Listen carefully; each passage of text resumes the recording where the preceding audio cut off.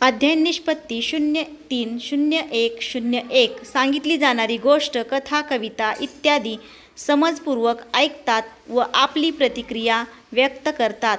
030108 विविध साहित्य प्रकारात आलेल्या नवीन शब्दांचा अर्थ समजून घेऊन त्यांचा अर्थ सुनिश्चित करतात. इयत्ता 3 विषय मराठी. पाठ शेरास सव्वा शेर. नाना काका कोठे फिरत होते? ए. शेतात, बी. अंगणात, सी. घरासमोर आणि डी. शेताच्या बांधावर.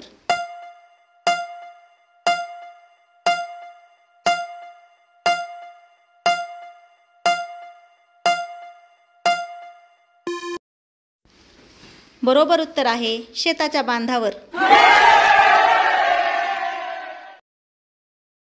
प्रश्न दुसरा. नाना काका हाताने काय आपटत होते? ए. घुंगूर काठी, बी. बांबू, सी. लाकूड आणि डी. पिंप.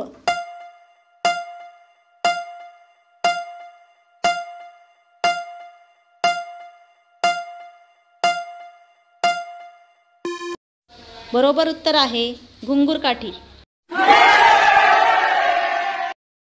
प्रश्न तिसरा. भाताचे पीक कशासारखे दिसत होते?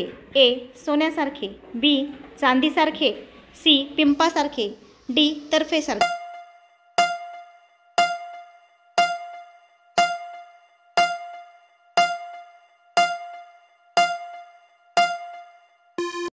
बरोबर उत्तर आहे सोन्यासारखे.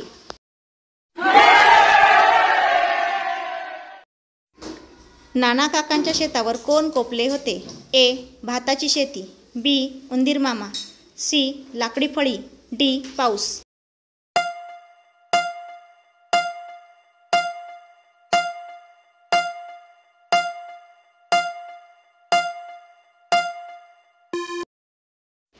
बरोबर उत्तर आहे उंदीर मामा.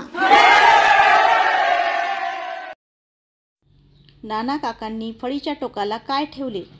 ए. भात, बी. तळलेली भजी, सी. पिंप आणि डी. पापड.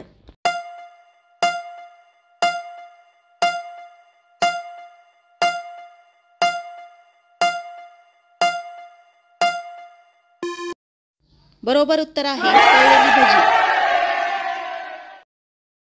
प्रश्न 6. सामसूम होणे म्हणजे काय?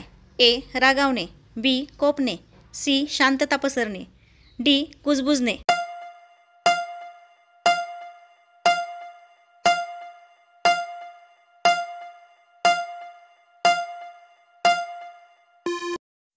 बरोबर उत्तर आहे शांतता पसरणे. कपाळावर हात मारणे म्हणजे काय? ए. हळू बोलणे, बी. निराश होणे, सी. पुढे जाणे, डी. निघणे.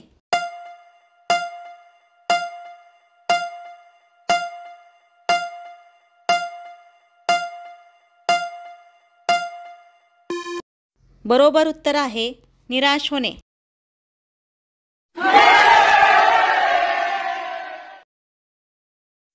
कूच करणे या वाक्प्रचाराचा योग्य अर्थ कोणता? ए. निघणे, बी. निराश होणे, सी. कुजबुजणे आणि डी. उत्सुक होणे.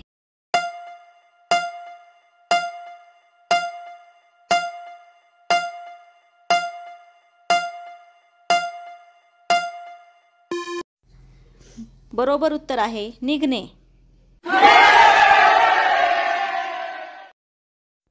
प्रश्न 9. आई घरात भजी तळत आहे हे तुम्हाला कशावरून समजते? ए. आवाजावरून, बी. हालचालीवरून, सी. वासावरून आणि डी. रंगावरून.